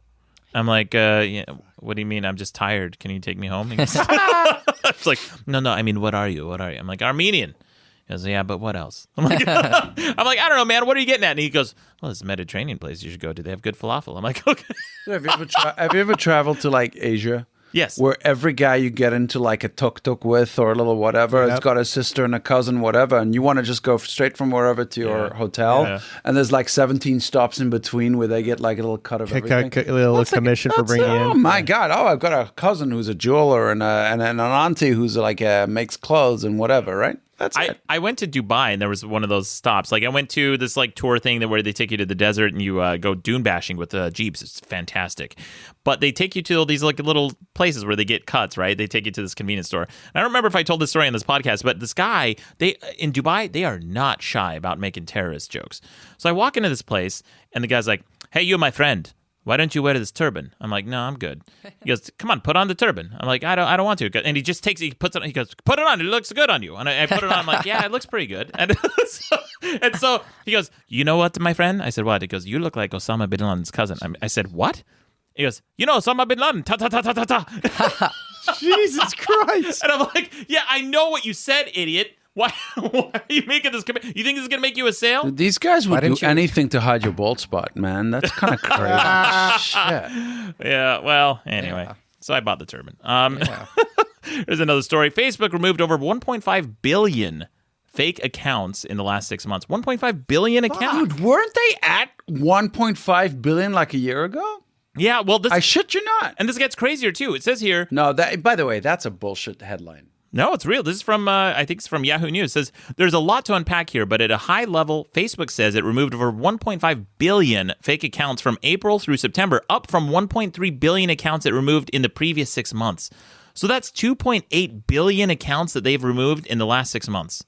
That's about a third of the planet's population, all right? Yeah. Facebook is at about 2 billion users globally, I think. So how is it that they can remove 2.8 billion accounts? They may have not reported their fake accounts at Maybe first. they knew who they were. Maybe. Like active users, I guess they're... Yeah. Yeah. It says, if you were wondering just how widespread false content and accounts are on the platform, wonder no more. While Facebook is able to pull down more than 90% of instances of adult nudity and sexual activity, child nudity, sexual exploitation of children, fake accounts, spam, terrorist propaganda, and violence and graphic content, there are two categories its content moderation falls down on. Facebook only found and removed 14.9% of bullying and harassment before users reported them. It also only found 51.6% of hate speech violations before users reported them. Time frame was July through September. Wow. So, I mean, this is interesting. 2.8 billion accounts that they deleted. And I'm not even sure those were active accounts. You know, Twitter had this problem, too. A while ago, I read the study that only like 12% of all the users on Twitter were active. Yeah, but Twitter's a lot easier to sort of create a fake account with. There's almost no investment you have to make into that profile. It's a bunch of bullshit. You can sign up in like 7 seconds and you're talking shit. Yeah. Facebook, you have to sort of invest, right? There's a little bit more that you have to... Like Twitter, you don't have to like sign up a bunch of friends to sort of show your legitimacy. Facebook, you have to do a little bit more work.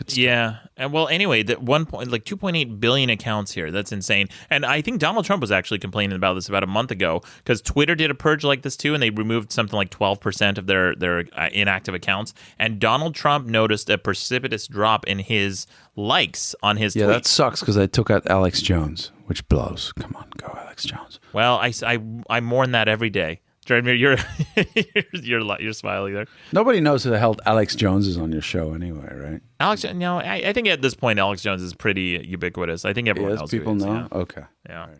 Okay. We got one more story here. New Jersey couple and a homeless man whose feel-good story went viral were charged with a GoFundMe scam. Did you guys hear about this? Mm-hmm. Oh, this is nuts. Yeah, I think I heard this. Yeah.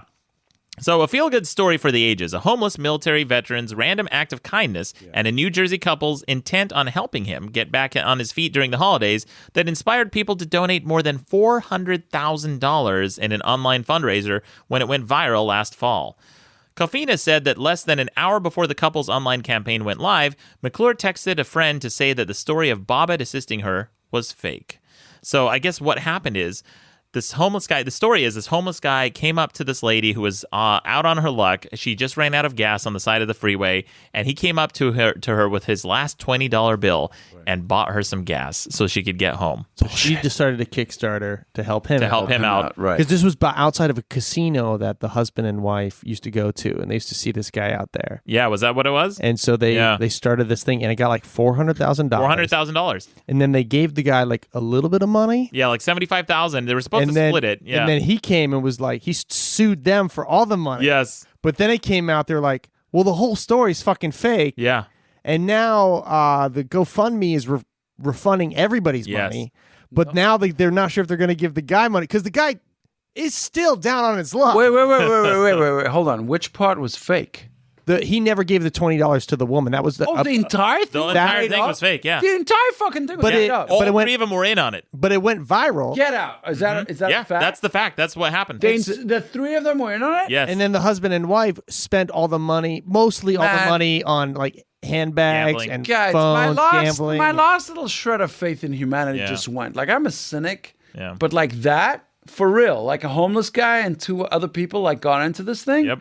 That's ridiculous. So has everybody gotten their money back or No, what? yeah, everyone's getting their money back, and those three are looking at some jail time. Says, Fuck yeah! Get those motherfuckers. But the guy who's like Jeez. homeless was just like, yeah, man, whatever, sounds good. Like, you know, he's like, down. He Wait, got- like they pre-scripted this whole beautiful thing. Like Yeah. the dispute as well was Yes. part of the whole like situation. Well, so Oh, it says here. man. Okay, so wait, the gas part is completely made up, but the guy isn't. McClure wrote, according to prosecutors, I had to make something up to make people feel bad. So Ernest Badway, the attorney representing McClure and D'Amico declined to comment. An attorney for Bobbitt did not immediately return a request for a statement. In a statement to Yahoo News, GoFundMe spokesperson Bobby Whitthorne says that all the donors who contributed to the couple's campaign will receive a full refund. The company said it will process all the refunds in the coming days. I'll tell you what I miss. Boring news. It has been such an exhausting news cycle for the last few months. Every day there's 3 huge headlines, which I remember in the 90s, shit wasn't this exciting. And I don't say exciting in a good way. I mean exciting in an exhausting way. Every day by like 8 a.m., if you miss the headlines at 8 a.m., they're no longer news by noon, and they're no longer news by 4 p.m. Hey, man, if you don't want to fucking get sad, don't read the news, bro. Yeah, that's your fault. Just check out a society, man. Yeah, man. Check out a society. Check out. That's what you have to do, pretty much. That's not what you have to do. Do you have any friends, Dreadmere, who are not on any form of social media? Yeah. And how do you keep in touch with them? I visit them. You don't. person. You I don't. do. You don't. You Not don't ever often, but Would you show up at their house as Brad here? I mean, you're acting like incentive and motivation doesn't exist. If you want to see somebody, you'll find a way to see them. If somebody wants something, they'll find a way to do it. If they don't, they'll find an excuse. You sound like my mom. That's true for everything. My mom is like social media averse. She will not get on any form of social media. And I'm like, well, Mom, you don't see these pictures and stuff. You're not part of my life anymore because I'm like posting this shit. She goes, well, why don't you just send them to me? And I'm like, I'm not going to send you hundreds of photos of my life. Like if I go to a show or something, or if I post something on Instagram, I'm not also going to then send an SMS message to my mom. Are you out of your fucking mind? I'm going to send you here hundreds of messages to my mom, which I did actually during the election, and she blocked my phone number. Yeah. That means you don't have enough motivation to share that with your mom unless you're attacking her or whatever you were doing that she blocked your phone number. Just annoying her. Well, then you have enough motivation to do that, but not to show her that you care. So what, Dreadmere? All right, get off So my nuts. motivation is the important part, that you want to do stuff. All right, well, anyway, Dreadmere, thank you again. Where can people find you? At Dreadmere on everything, DREADMERE. DREADMERE. And Mike D, thank you again for joining us. Always a pleasure. We love having you on the show. We'd love to have you back. Ron, people can find you where? You can find me at Hey Ron on Instagram and follow me on Twitter at Ron Babcock. I'll be posting some financial-based articles and resources for you guys to check out, so make sure to follow me on Twitter, and you could find them there. And your album on Spotify. My album on Spotify. This guy. This you know guy. what? It's free. I mean, you could pay me on iTunes, but just fucking listen to the album. Have some fun. It's fantastic. Thank you again for joining us, guys. Thank you to the Rear Admiral Tangents, Ron Babcock. Oh, I just want to give you my tip. Thank you to the Moderation of Sorts, You're welcome. Dreadmere. Yeah. Thank you to Mike D. Hey. But most of all, you're welcome. All right, Dreadmere, as a young person who's experienced depression and has had social media as like a factor in that. I just want to tell you that your arguments are kind of bullshit.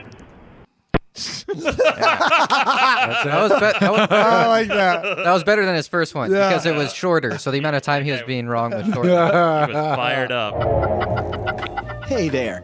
Don't forget to subscribe to Madcast shows on iTunes, Stitcher, or your favorite podcast app. Okay, bye. Madcast Media Network.